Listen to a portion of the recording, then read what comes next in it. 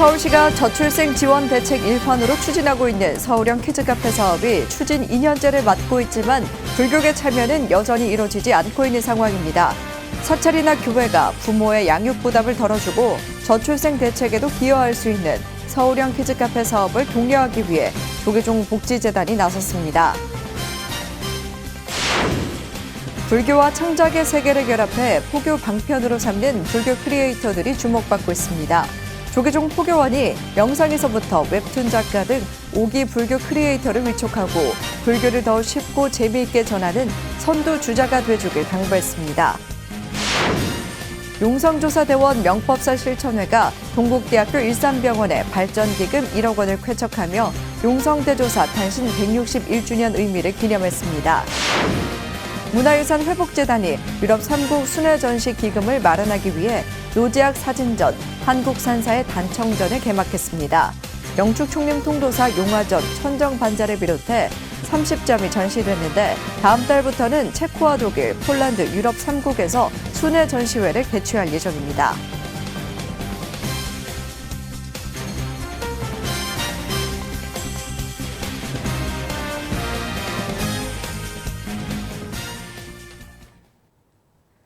여러분 안녕하십니까? 6월 12일 수요일 BTN 뉴스 시작합니다. 첫 소식입니다. 서울시가 저출생 지원 대책 일환으로 추진하고 있는 서울형 키즈카페 사업이 본격적인 추진 2년째를 맞고 있지만 불교계 참여는 여전히 이뤄지지 않고 있는 상황입니다.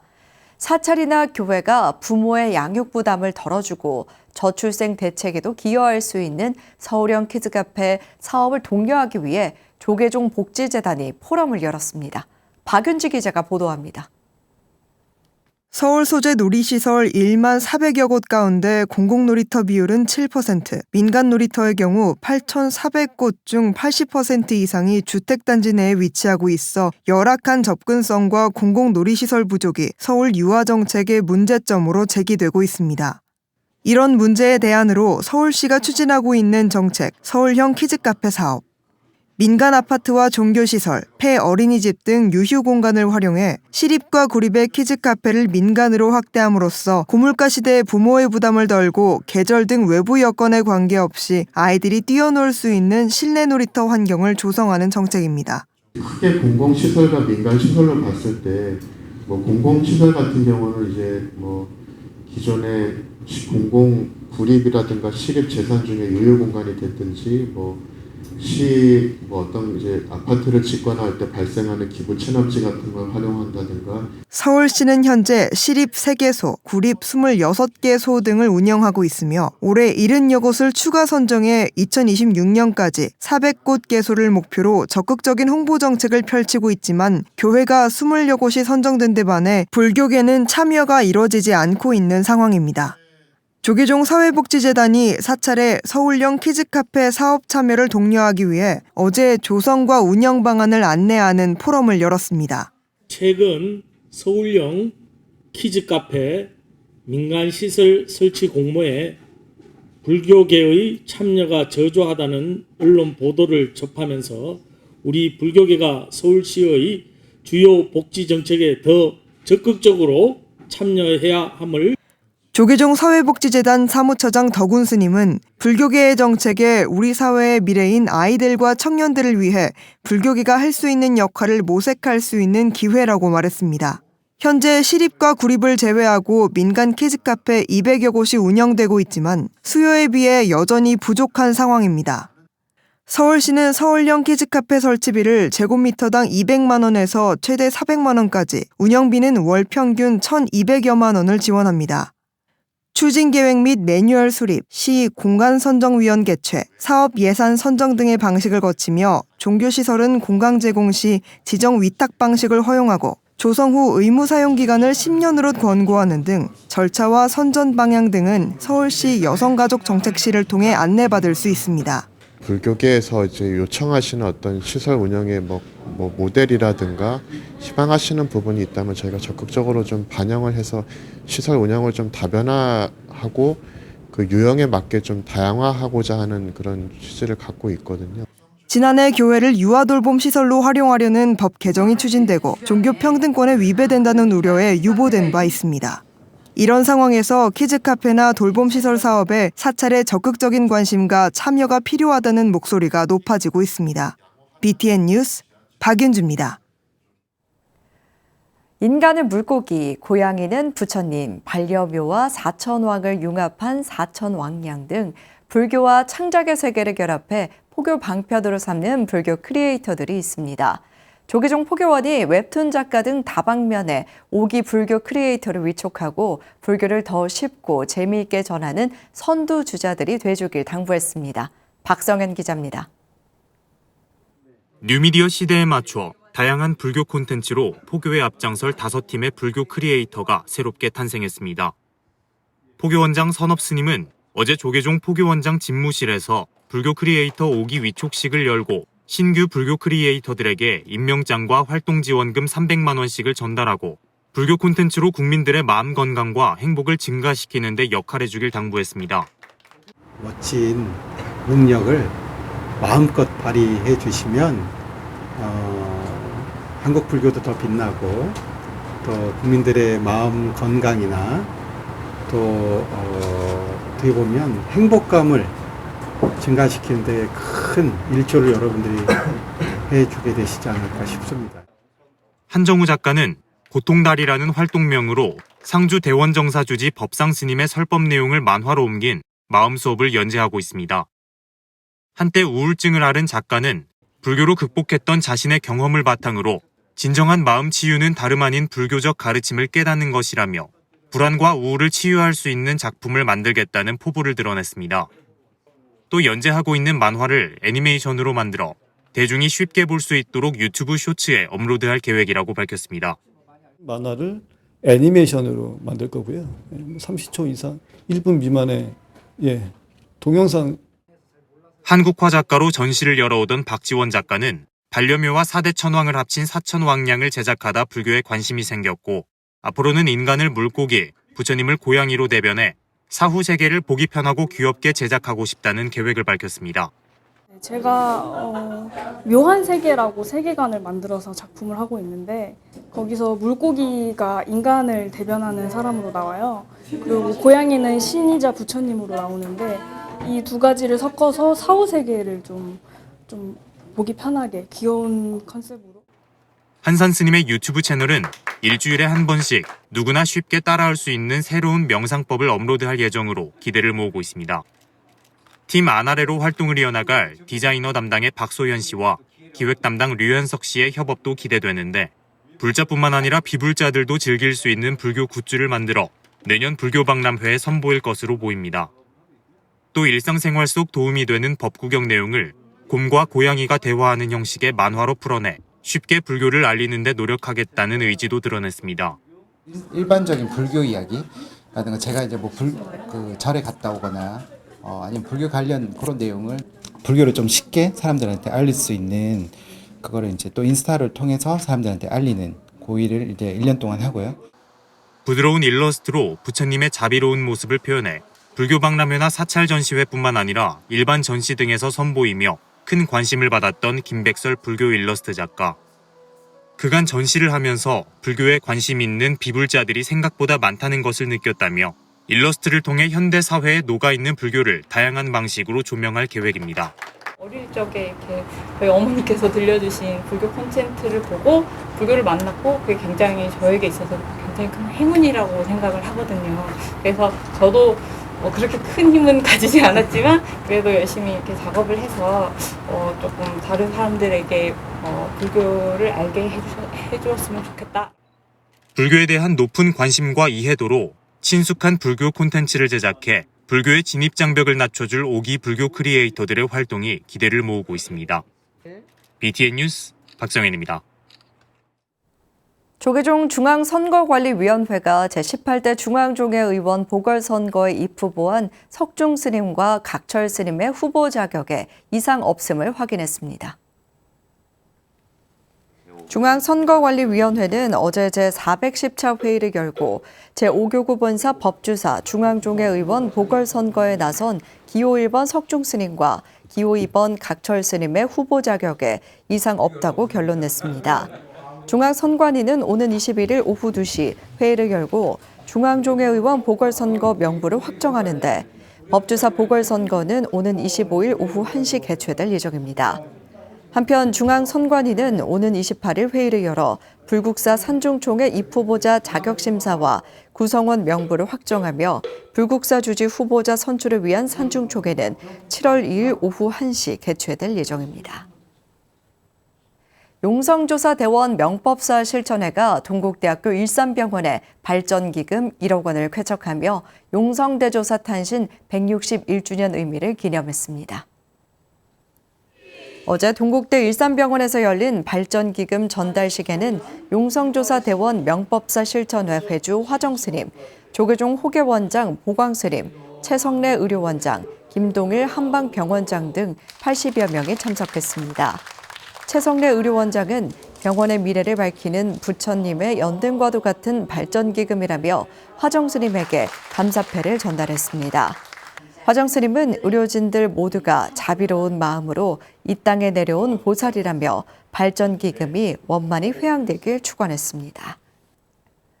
문화유산 회복재단이 유럽 3국 순회전시 기금을 마련하기 위해 노제악 사진전, 한국산사의 단청전을 개막했습니다. 영축총림 통도사 용화전 천정반자를 비롯해 30점이 전시됐는데 다음 달부터는 체코와 독일, 폴란드, 유럽 3국에서 순회 전시회를 개최할 예정입니다. 남동우 기자가 소개해드립니다.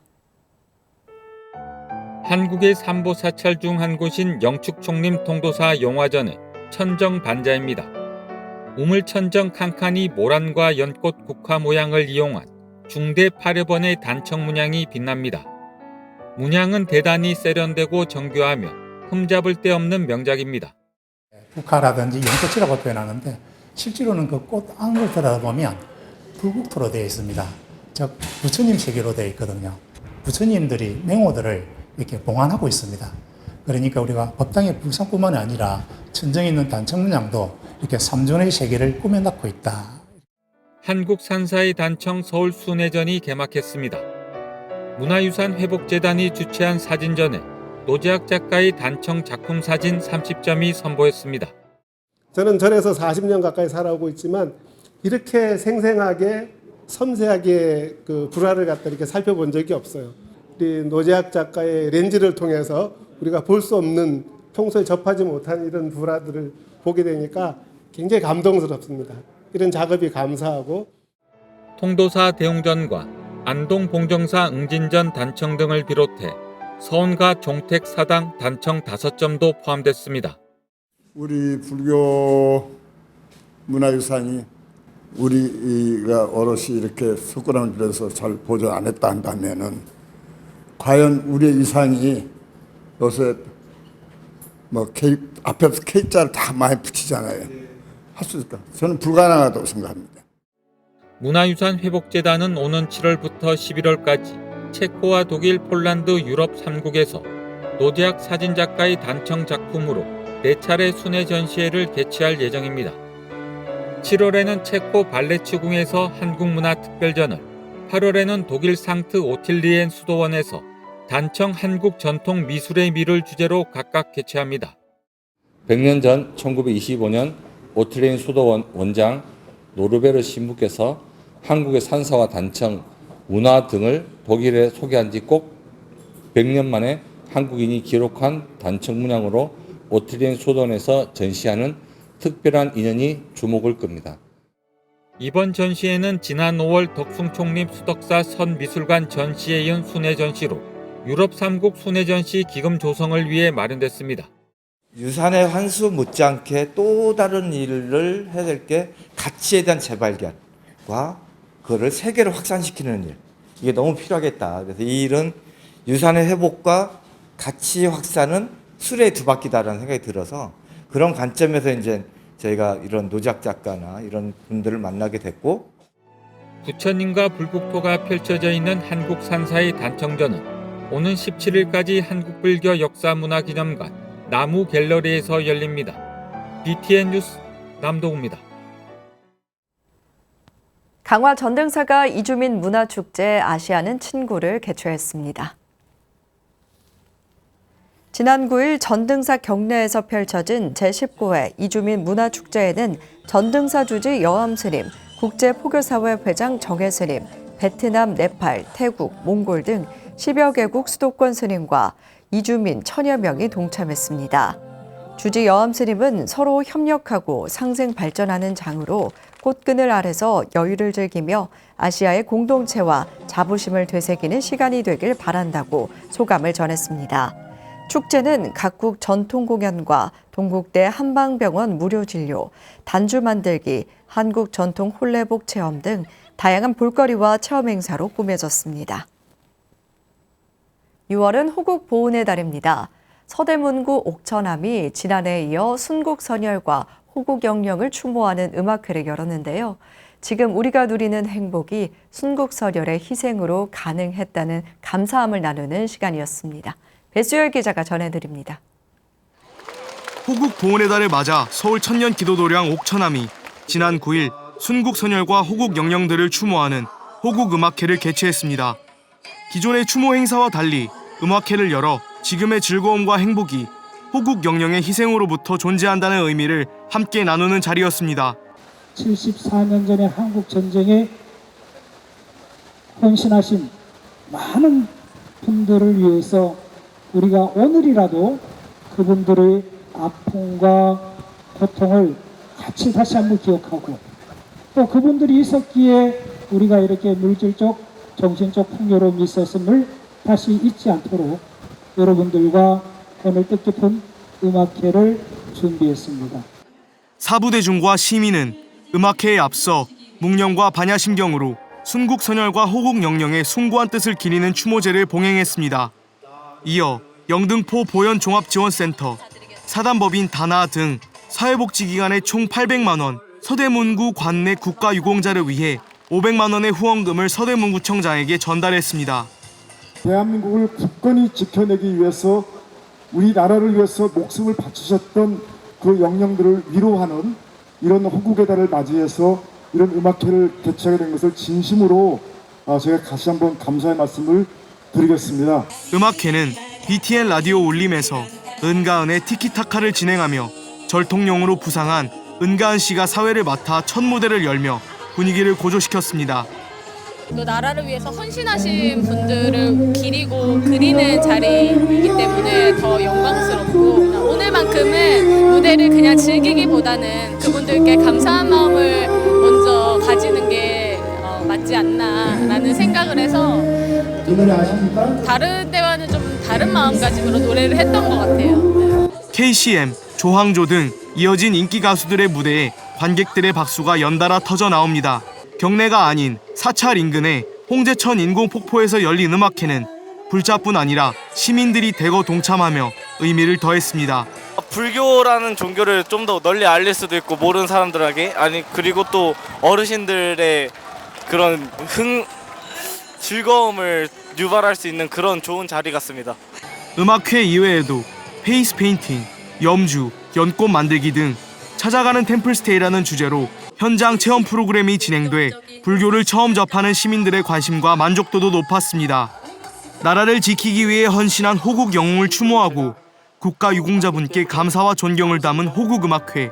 지난해에 이어 두 번째로 열린 옥천암 호국음악회는 호국 보훈의 의미를 새롭게 조명하는 자리로 또 불자와 시민이 화합하는 장으로 의미를 더해가고 있습니다. BTN 뉴스 배수열입니다.